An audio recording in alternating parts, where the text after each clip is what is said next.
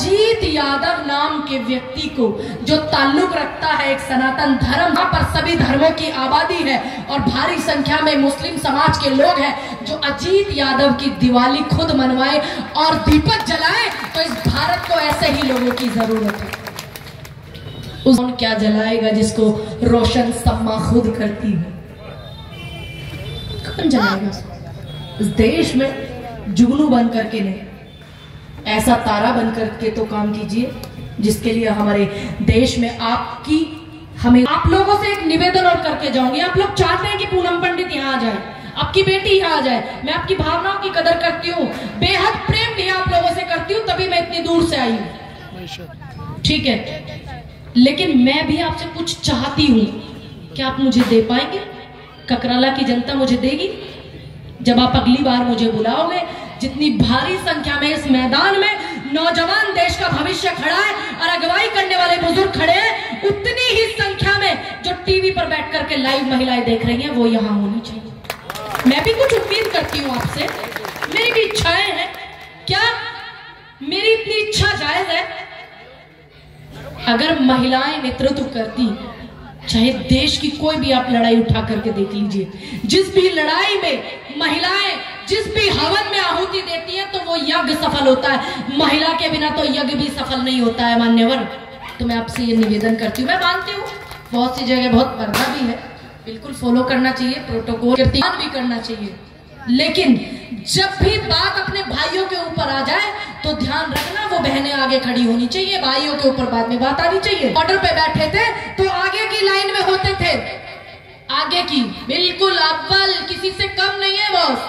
इस देश में हमारी 17.5 साल महिला ने इस देश को सुचारू बनाया है।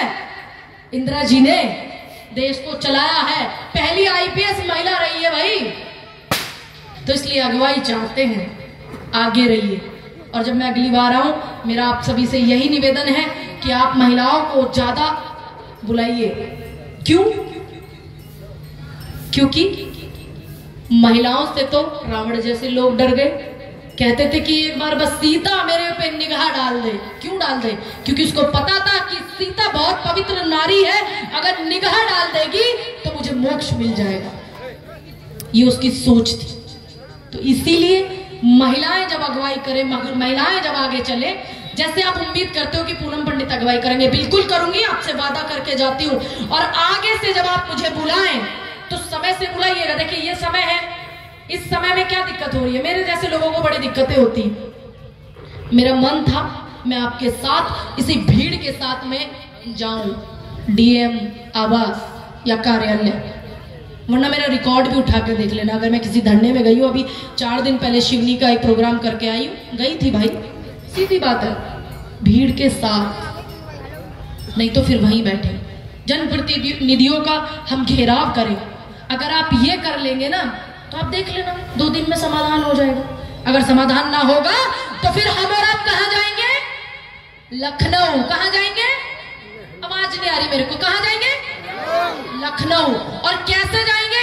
इसी रेले के साथ में जाएंगे। और हमारे पास इसकी व्यवस्था नहीं होगी तो हम किसानों से मदद मांगेंगे, क्योंकि हम वो लोग हैं जिन्होंने 13 महीने आंदोलन चलाया है। आप वो लोग हैं जिन्होंने इस देश को, इस ककराला को, इस जिले को सुचारू बनाया है। कुछ भी नहीं होगा, कहना अजीत भाई का 2 रोटी तो दे ही दोगे।